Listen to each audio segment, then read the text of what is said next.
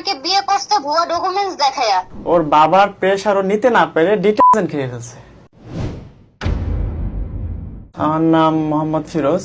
তখন আমি অনার্সে ভর্তি হলাম। তারপরে আমার কাজিনের মাধ্যমে ও নাম্বার দিল, কথা হলো, রিলেশন শুরু হলো। সেই থেকে ওকে প্রতি মাসে একটা খরচ দেই, তা মোটামুটি 2000 টাকার মতো পার মান্থ, ছাত্র অবস্থায়। প্রেম আমাদের 4 বছর রানিং চলে। 2019 সালে আমি এক মিডিয়ার মাধ্যমে, মানে যারা টাকা পয়সা নিয়ে চাকরি দেয়, একজনের সাথে যোগাযোগ করি। উনি আমাদের এলাকার, তো জুনিয়র অফিসার র্যাঙ্কে একটা নিয়োগ আসছে প্রশাসনের। তো আমি ওই লোকের সাথে কথা বলি, উনি বলে আচ্ছা ঠিক আছে, তুমি এটা অ্যাপ্লিকেশন করো। আমি বললাম ঠিক আছে।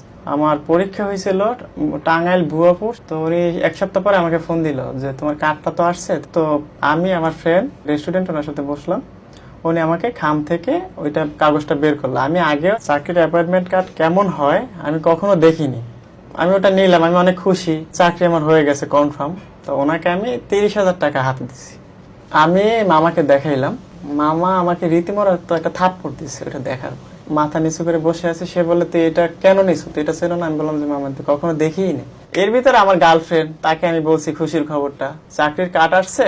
ও অনেক খুশি হলো। আমি ওকে একটা ছবিও পাঠাইছি। এখন আমার ভাই, আমার আন্টি, মানে এটা সবাই জানে যে আমি মেয়ের সাথে রিলেশনটা করি। আমার আন্টি, আমার ছোট আন্টি, আমার ভাই, এরা বললো যে আচ্ছা ঠিক আছে, আমার কথা বললো, যখন সম্পর্কটা করে মেয়ে যদি রাজি থাকে আমরা বিয়েটা পরে গোপনে রাখি। তো আমার আন্টি, আমার ভাই, আমার গার্লফ্রেন্ডের সাথে কথা বললো, রাজি হলো। ও একটা ডেট দিল আমাকে যে আমরা 1 সপ্তাহের ভিতরে বরিশাল আসতেছি, আমি আপু সহকারে। বরিশাল শহরে এসে বিয়েটা হবে? হ্যাঁ, বিয়েটা হবে। ওর বোন সহ আসবে? হ্যাঁ, ওর বড় বোন সহ আসছে। আচ্ছা, আসার পরে 18 তারিখ আমরা বিয়েটা করি। পুরো পর্ব দেখতে সাবস্ক্রাইব করুন লাভগুরু স্টুডিও ইউটিউব চ্যানেল।